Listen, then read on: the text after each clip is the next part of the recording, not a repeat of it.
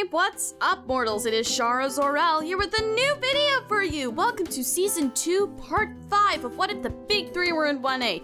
Just wanted to greet you guys by saying, sit back and relax. You're in for a treat. So, we begin. Nejire Hado skipped down the stairs. It was finally her turn again. She couldn't wait to fight Todoroki. He was one of the classmates she was most curious about. First of all, he seemed more powerful than he was letting on. 2 quirks? Come on! With that kind of power, he was a shoo-in to win. So why did he wait until the last match to use his fire? She didn't know.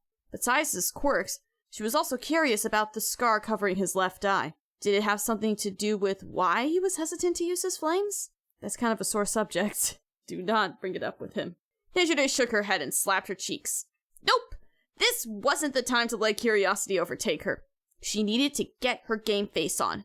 There would be time to talk to Todoroki later, after she beat him. She found that maintaining a positive attitude was key in these situations. Allow yourself to give it to doubt and you were just opening yourself up to failure. So she entered the ring with a determined smile. Todoroki stood opposite her, looking more uncertain than she'd ever seen him. Usually he had an air of absolute confidence around him. After his fight with Midoriya, though, Nejire noticed that he'd seemed more on edge. The battle began, and Nejire leapt into the air, avoiding the ice attacks that she knew was coming. Todoroki always seemed to lead with his ice wall move. As she predicted, he stomped his foot on the ground, sending ice towards her at blinding speed. She shattered through it with her energy beam. He dodged to the side and sent more ice her way. She vaulted over it and got in close, hoping she could catch him off guard. No flames yet. What was he doing? Nejire punched, barely grazing Todoroki. His previous battles had obviously taken their toll on him. He ducked and tried sweeping her feet. Luckily, she was able to hop back just in time. It wasn't just Todoroki. She was tired from the day's events, too. Their back-and-forth exchanges continued for some time. They each alternated using long-range and close attacks. Nejire felt herself getting frustrated. Why was this taking so long? One of them had to pull ahead, and soon. What if they both collapsed from exhaustion? And Todoroki still hadn't used his fire? A cold wind blasted her in the face. It looked like Todoroki was revving up for another ice wall. As snow and ice came flying towards her, she used her energy waves to collect it all and send it zooming right back. Todoroki threw up an arm to shield his face, and that's when she saw flames shoot from his left side. Now we're getting somewhere! She exclaimed, but the fire immediately died down. What? Why would he not use his secret weapon? Did something happen? She looked up and saw an almost guilty look on Todoroki's face.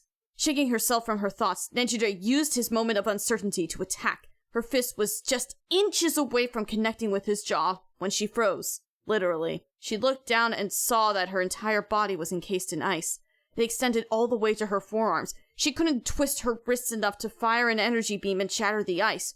Her feet were in a bad position as well. Try as she might, she didn't have the strength to break free. You got me, she admitted reluctantly. The buzzer sounded, announcing Todoroki as the winner. Nejire sighed as he started melting the ice surrounding her. I apologize for that last attack, he said. You were coming at me so fast and I lost focus. I didn't have time to make sure my ice wouldn't hurt you. Are you okay? She was stunned. He was worried about that? I'm totally fine, she assured him.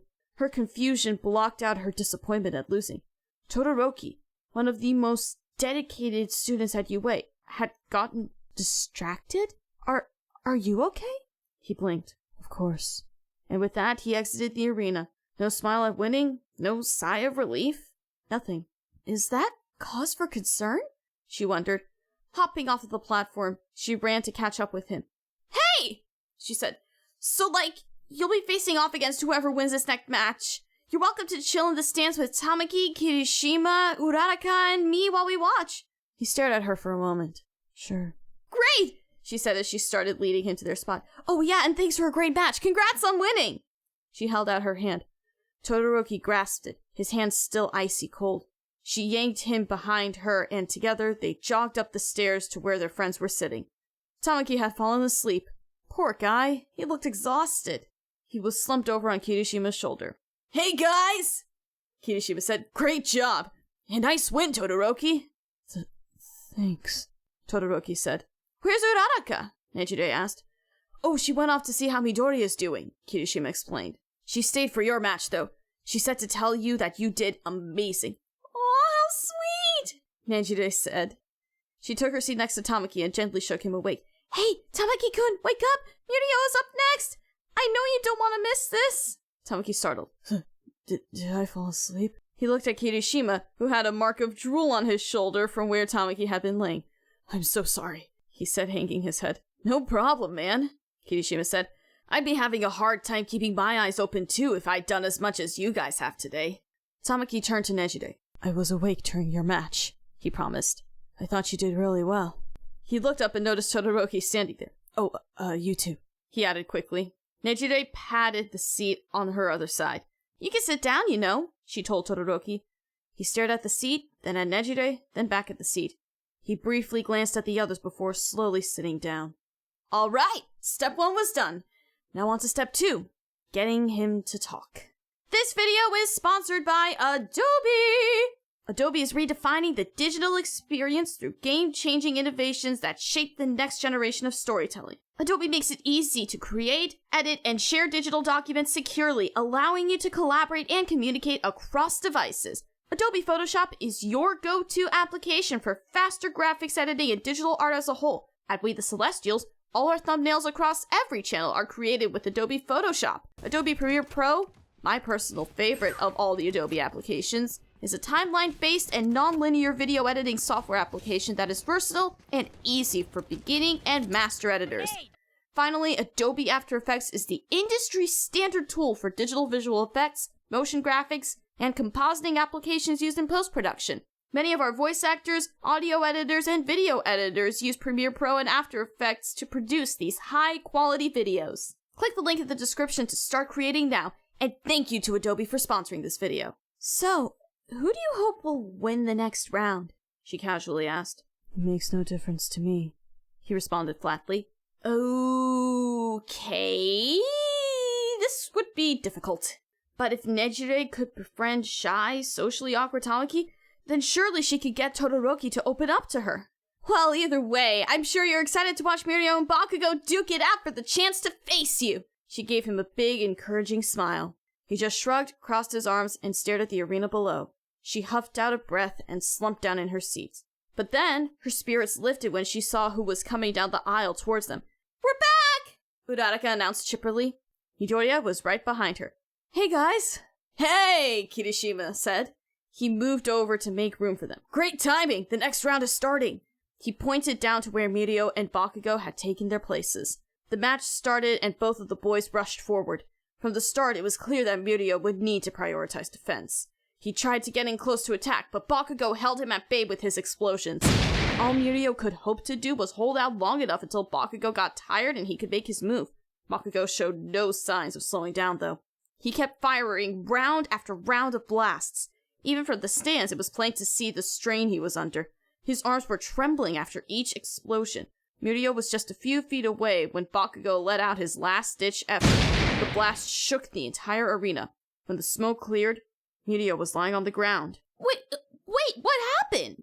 Nejire asked. I couldn't see anything. Facing through things eventually takes its toll on Mirio, Tamaki explained sullenly.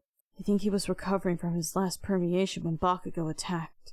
He didn't have time to avoid the explosion. Oh no! She whispered. Come on, Mirio, get up! You can't lose yet! But it was too late. Mirio had taken too much of a beating. To continue now would be reckless and would lead to further injury. Still, he tried to get to his feet. Bakugo took a defensive stance and prepared to attack again. Before he could, though, Mirio fell to his knees. Nejire's heart sank as she realized that it was all over. Mirio fell in a heap to the ground, and the buzzer sounded. He was eliminated. Bakugo will be moving on to face Todoroki in the finals. Tamaki and Kirishima left to help Mirio and take him to a nurse's station. Todoroki had already disappeared, probably to prepare for the grand finale between him and Bakugo. Nejire turned to Midoriya and Uraraka. So how are you guys holding up? I'm doing okay, Midoriya said, flexing his hand. He had broken it in multiple places, but thanks to Recovery Girl, it was looking better. He was left with dark circles under his eyes from the healing process, though.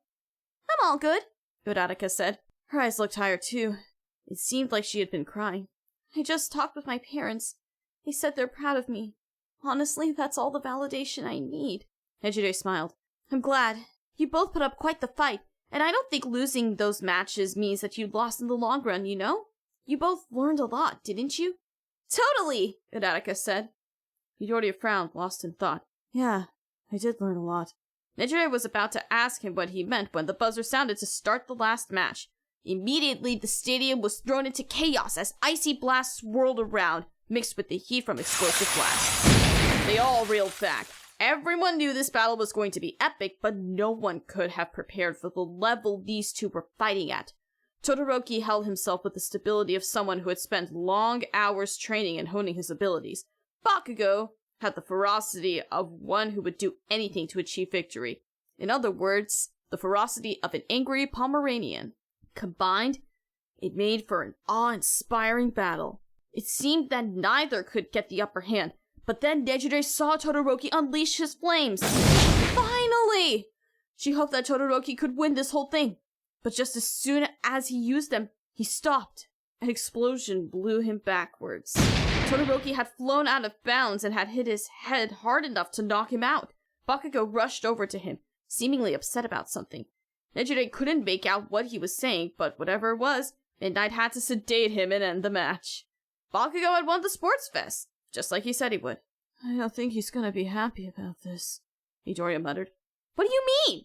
Nejire asked. How could Bakugo not be happy that he creamed all of us? Well, you see, he wanted to be the undisputed best, Midoriya explained. That means he would have wanted Todoroki to go all out, but he's still hesitant when using his fire quirk, so Kacchan isn't going to think of this as a win at all. Todoroki... He trailed off. There was something Midoriya knew about Todoroki that she didn't. What could it be? And how did he get Todoroki to open up to him? She was so curious, but from the way Midoriya was talking, what he knew was sensitive information. She would try to curb her curiosity. For now. Whew! Midoriya said behind her. What an awesome end to the day! Hey! She exclaimed. You're alive! Midoriya chuckled. Yeah, I'll be alright, I think. Just got knocked on my butt is all. Can we go home now? Tamaki asked. Once the closing ceremony is done, Midoriya promised. Good, he replied. Because I think I need to sleep for, forever. They all laughed. The closing remarks at the award ceremony didn't take too long. Midoriya and Nejire both got third-place medals and were able to stand on the podium with Todoroki, who got second, and Bakugo, who got first. As Midoriya predicted, Bakugo didn't look happy at all. When everything had wrapped up, Nejire and Midoriya found Tamaki and headed outside. They were about to start walking home together when she spotted Todoroki across the street. Hey, you guys go on ahead, Nejire said. I'll catch up with you later. She waved goodbye and jogged over to Todoroki. Yo! She called. Todoroki looked up, surprised. He gave a hesitant wave. Where are you headed? She asked. The bus station, he replied. Mind if I walk with you? Go ahead.